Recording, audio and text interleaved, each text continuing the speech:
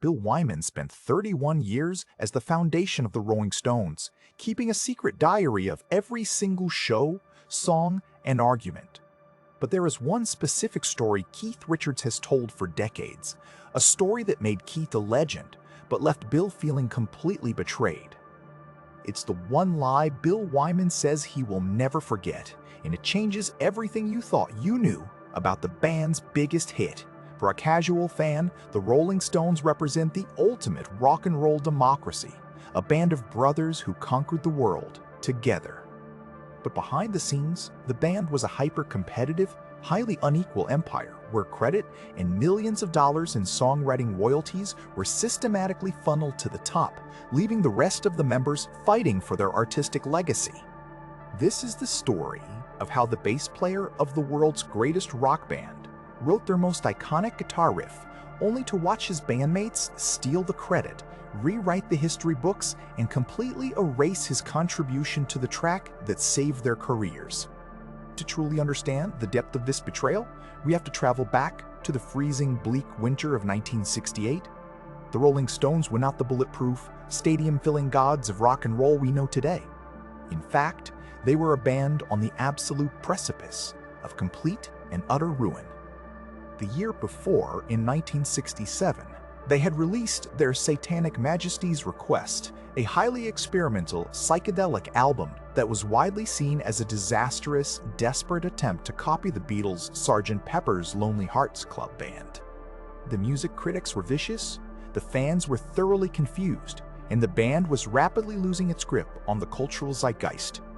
To make matters worse, Mick Jagger and Keith Richards were constantly tied up in highly publicized drug busts, facing real threats of prison time, while their financial situation was a complete mess due to predatory management contracts and crushing tax bills. The band was broke, fractured, and artistically lost. They desperately needed a resurrection. They needed a song that would strip away the self-indulgent psychedelic nonsense and bring them back to the raw, dirty, blues-based rock that made them famous in the first place. That salvation would come in the form of a single song, Jumpin Jack Flash. But the legendary story of how that song's iconic, world-conquering guitar riff was born depends entirely on who you ask.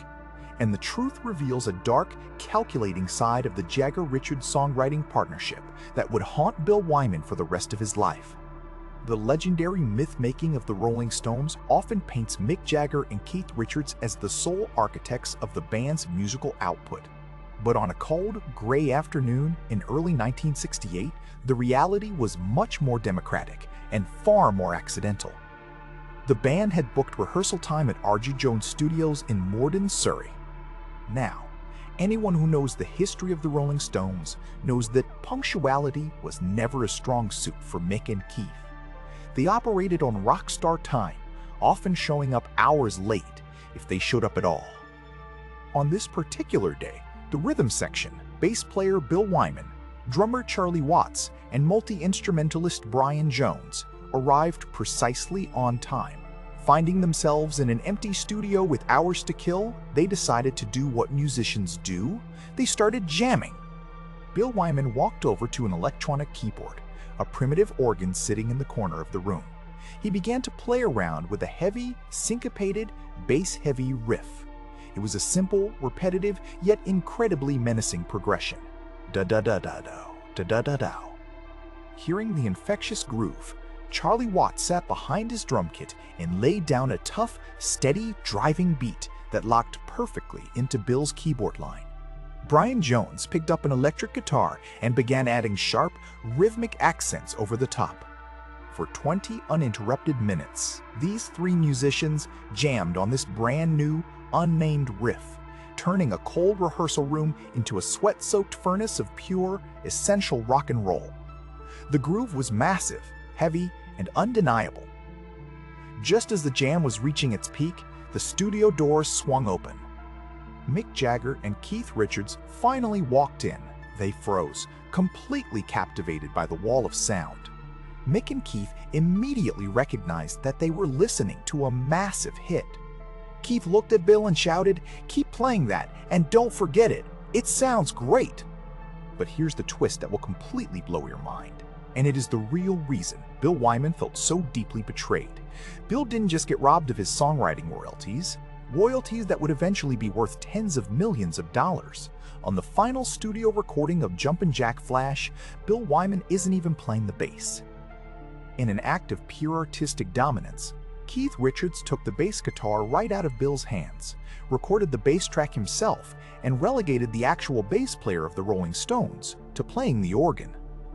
Think about that.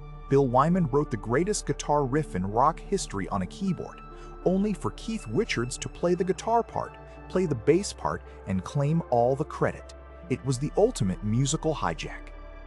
To understand why this hurt Bill Wyman so deeply for decades, you have to look at the sheer scale of the myth that Richards constructed around the creation of Jumpin Jack Flash.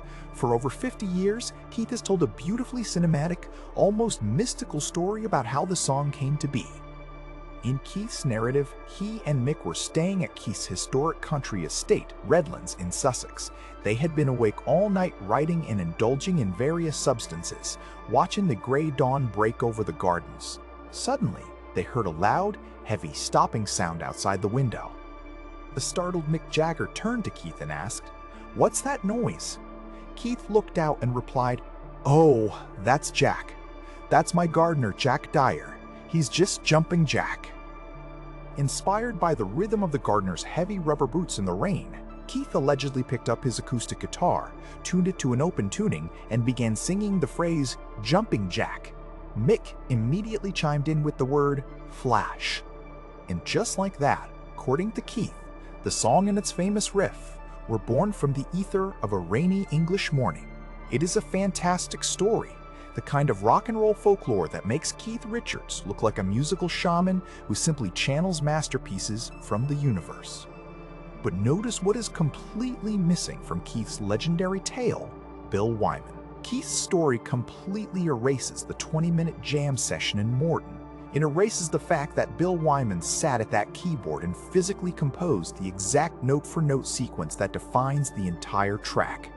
By framing the song's origin as a spontaneous moment between himself, Mick, and a gardener, Keith successfully rewrote history, ensuring that the public would always associate the genius of the riff solely with the Glimmer Twins. Let's look at the financial and structural reality of the music industry in 1968. Under standard music publishing rules of the era, songwriting credits and the massive life-changing royalty checks that come with them were almost exclusively awarded to the people who wrote the lyrics and the basic melody.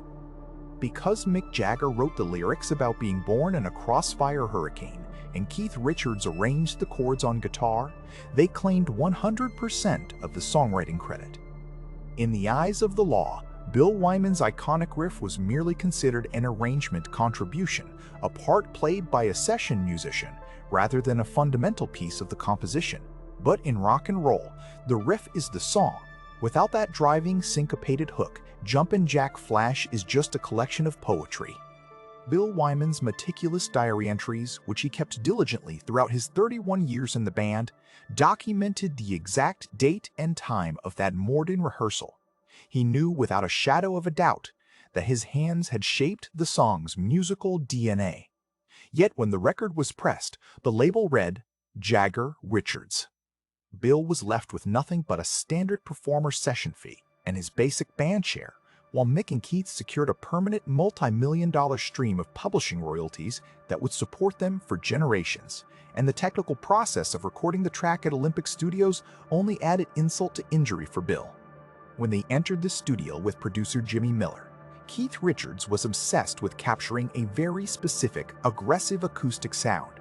Keith didn't want a clean, polished electric guitar. Instead, he took a Gibson Hummingbird acoustic guitar and tuned it to open D, then placed a capo on it to make the strings incredibly tight. He then layered a second acoustic guitar on top, strung with high-strung Nashville tuning to add a glittering, bell-like high end. To get that legendary, fuzzy, overdriven crunch that sounds like a roaring electric amplifier, Heath used a brilliant but highly unorthodox trick.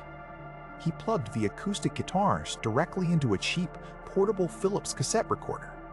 By placing the microphone right inside the sound hole of the acoustic guitar and cranking the cassette recorder's input level into the red, he forced the machine's primitive built-in microphone preamps to overload, creating a raw, saturated, natural distortion. This heavily compressed, lo-fi cassette playback was then fed into an extension speaker in the studio and recorded with high-end studio microphones. The result was a revolutionary, dry, punchy guitar tone that had never been heard on a rock record before. But during these intense sessions, Keith also decided he wanted to play the bass guitar himself. He grabbed a Fender Precision bass and a floor tom, playing along with Charlie Watts to create a highly locked-in, aggressive rhythm track. Bill Wyman, the band's actual bass player, was pushed aside, handed a Hammond M102 organ, and told to play sustained chords in the background. Bill's bass was literally taken away on the very song he had written. This systematic erasure of contributing band members was not an isolated incident in the history of the Rolling Stones. It was a highly calculated business model that Mick and Keith used to maintain absolute financial and creative control. Take the tragic case of Brian Jones, the band's founder. Brian was a musical prodigy who could pick up almost any instrument and master it in an hour. His recorder on Ruby Tuesday, his dulcimer on Lady Jane, and his slide guitar on early blues tracks were the very elements that gave those songs their unique color. Yet, because he didn't write the lyrics or the basic chord sheets, he was shut out of the publishing credits, dying broke and deeply bitter. Later, guitarist Mick Taylor joined the band, bringing a soaring, lyrical virtuosity that defined their golden era from 1969 to 1974. Taylor composed the majestic, weeping guitar solos on Time Waits for No One, and heavily contributed to the musical structures of Sway and Moonlight Mile. When he requested songwriting credit for his massive creative input, he was repeatedly denied by Jagger and Richards. Exhausted by the financial exploitation and the chaotic lifestyle, Taylor quit the band at the height of their success. Even legendary slide guitarist Ry Cooder accused Keith Richards of open musical theft. Cooder had been brought into the studio as a session player and introduced Keith to the intricate art of open G tuning and specific slide techniques. Shortly after, Keith adopted open G as his signature sound, using it to write Honky Tonk Women, Brown Sugar, and Start Me Up, while Ry Cooder received no credit and felt completely used. Bill Wyman eventually reached his breaking point. In 1993, after 3 decades of holding down the low end, keeping the band's schedule, and silently watching his creative ideas get stamped with the Jagger-Richards name, he walked away from the Rolling Stones. He didn't want the drama, the drug-fueled chaos, or the constant battle for basic artistic recognition anymore. He focused on his own projects, opened his famous Sticky Fingers restaurant in London, and published his incredible, unvarnished memoirs based on his daily diaries, finally setting the historical record straight. Over the years, Keith Richards has occasionally, in brief moments of unguarded honesty during interviews, admitted that Bill indeed came up with the core riff of Jumpin Jack Flash, but the official credits on the millions of records sold worldwide have never been changed. The myth of the Glimmer Twins remains fully intact, protected by an army of lawyers and a multi-billion-dollar marketing machine. But for Bill Wyman, the silent archivist who remembered everything, the memory of that afternoon in Morden remains crystal clear. It is the one lie he could never forget, a stark reminder of the brutal, cutthroat reality behind the world's greatest rock and roll band. If you want to understand how this pattern of betrayal destroyed the band's original visionary, click on the video on your screen right now, where we dive deep into the tragic downfall of Brian Jones and the dark secrets of the Stones' early years.